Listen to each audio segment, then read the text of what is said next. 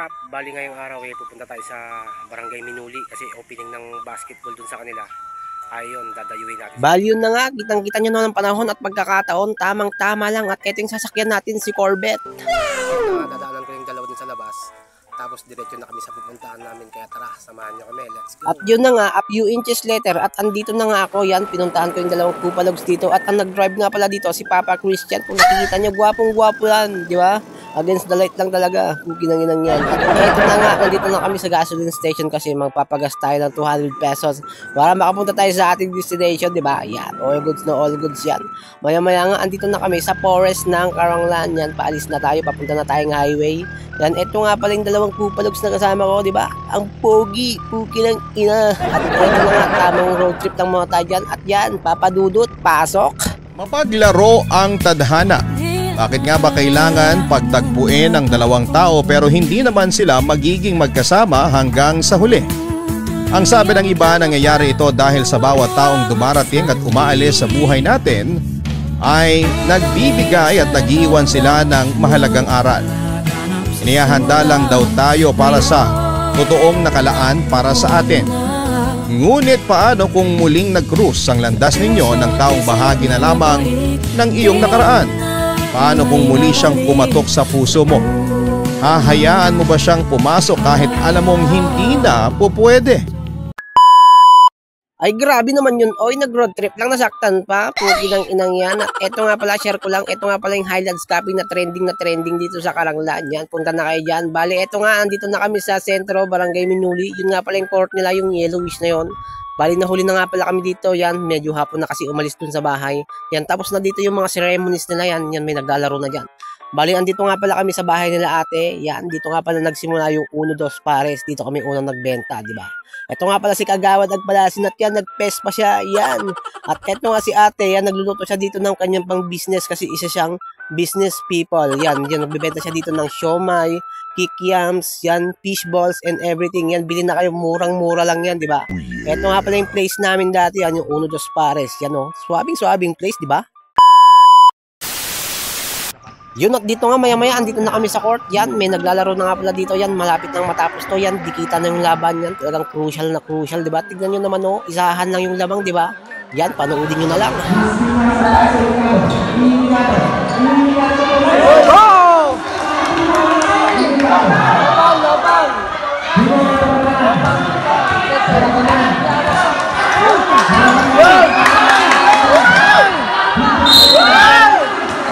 Bali, ang score nga pala dito ay all 91 ng 4th quarter, 13.9 lang ang natitirang oras dito. At yan, mag-free throw pa nga dito si Koya. Ayan, ang unang tira niyang at napirait yung alutiit. At yung pangalawang tira niyang at bumaldog sa ring. At biglang nakuha ito na Koya. At yan, nagmamadali siyang tumakbo. At talaga isusugod talaga ito. At yun na nga, nakakuha siya ng foul. Spooky ng ina. At yan, all 91 pa rin. At eto na nga, pagkakataon na dito ni Koya na maipanalo ang laro. At yan, bumaldog sa ring ang una niyang tira. At yung pangalawa nga dito at talagang isusure niya na ito. Yan, nag-concentrate at tumira at pumasok ito. At ito na nga, crucial game na to. At yan, tumakbo na si Koya. Talagang isushoot niya talaga ang bola at bigla siyang napatikul. At yun nga, tumakbo na siya. At bigla niyang tinira ito at hindi pumasok. Yun, panalo yung kalaban nila.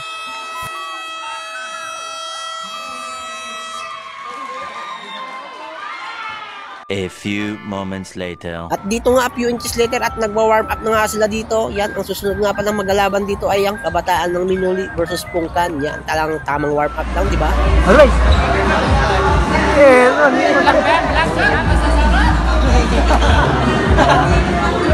Tangin mo!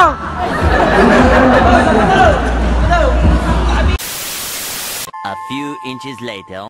At dito nga maya-maya magsisimula na ang laban at yan, jump ball at yan, nakuha agad ng kalaban at sinugod niya ito at pumasok naman ito. Maya-maya, bola na naman nila at tumira na naman, pumasok na naman. Puki ng inang yan.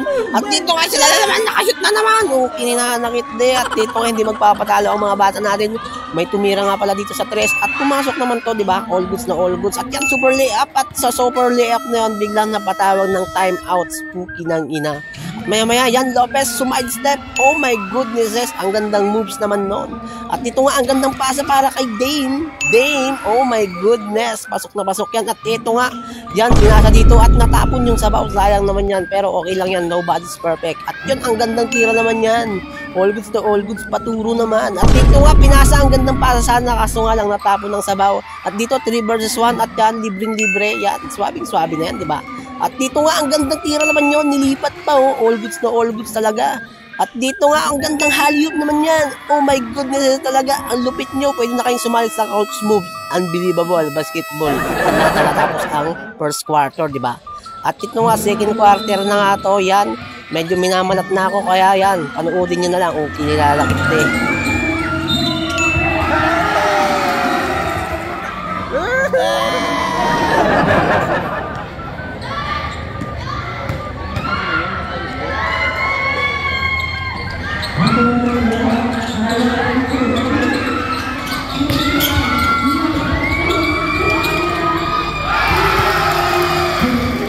Bali dito nga, share ko nga lang pala, ito nga pala yung pinakamalupit na floor manager dito sa buong mundo. Yan nga pala si Papa dito, taga-punas ng sahig, diba? At yan, mabalik tayo dito at nakashoot na naman dito ang mga bata natin.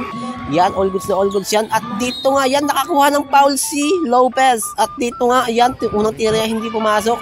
At yung pangalawa, at hindi pa rin pumasok, pero okay lang yan kasi babawi siya dito ng magandang moves, ng super layups, kinang-ina. At dito nga yan, natapalan dito si Dame Time, kinang-ina, pero ang iniisip niyan, yan, lumalabas na yung name niya. At yun na, iniisip niya dito at bigla siya ditong babawi. At nakita nyo naman, tumira siya at pumasok ito. Yan, nagmayabang na yan dyan. O, kininanakit eh. At ito na nga, biglang sumugot. Ang gandang moves naman yan. Oh my goodness, talaga, idol talaga. Lopez, 2 points, diba? At dito mamaya, super layup na naman. At ang gandang moves nun. Ako nagturo nun. At dito mamaya, tapos na dito yung second quarter, diba? Gadon-gadon lang. Yan.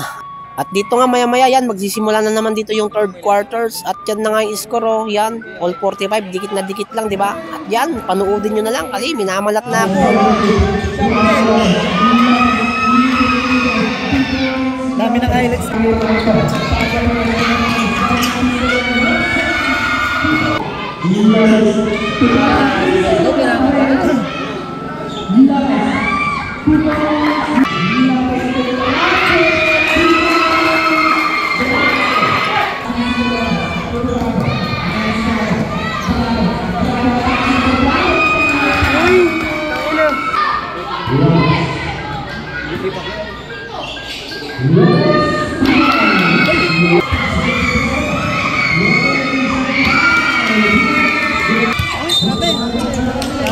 At dito nga mukhang may na-injured yata at yan hinahawakan niya ang kanyang paa, pero all goods lang yan kasi papagpagin niya na lang yan. At eto nga yung dalawang kupal, talagang pumapalakpag pa, ginang-ginang yan. At dito nga nagsimula na naman at nakuha dito ni Koya at biglang pumasok ito. Ang swerte mo, Koya.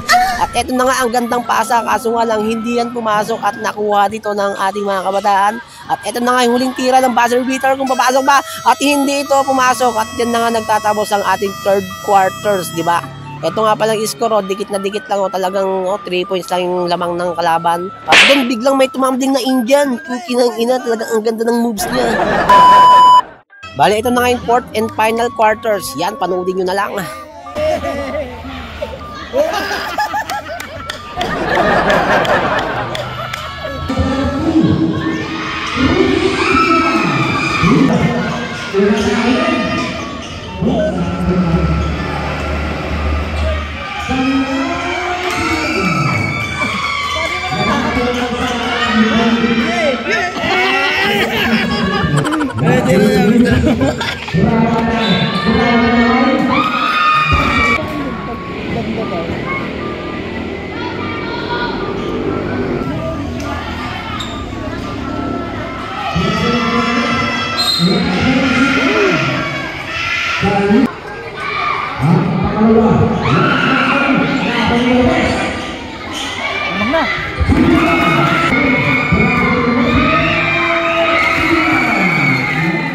Bali dito nga yan, malapit nang matapos at yan, chill na lang yan, medyo inuubos lang yung oras dito kasi lamang naman sila dito. At yan, ang gandang spin move at pumasok pa rin ito. At yan na nga ang ating mga kasamang mga kupalugs. At yan na nga score natin 77-89 lamang ang kabataan ng Minuli. At dito nag-free throw pa dito si Lopez at pumasok ito. At ito na nga, yan, all goods na yan. At yan, nag-time out na nga dito. Yan nga palang score 77 ng fourth quarter. Yan 84, 43.8 na lang ang natitirang oras. At yan na nga, nag-aagaw na dito.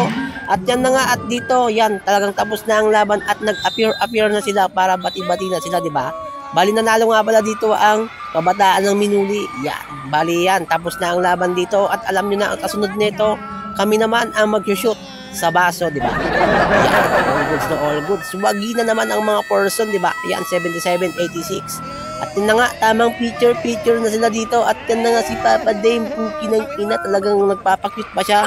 At yan, hanggang dito na lang. Nasayang ko na naman ang minuto ng buhay nyo. Bye-bye!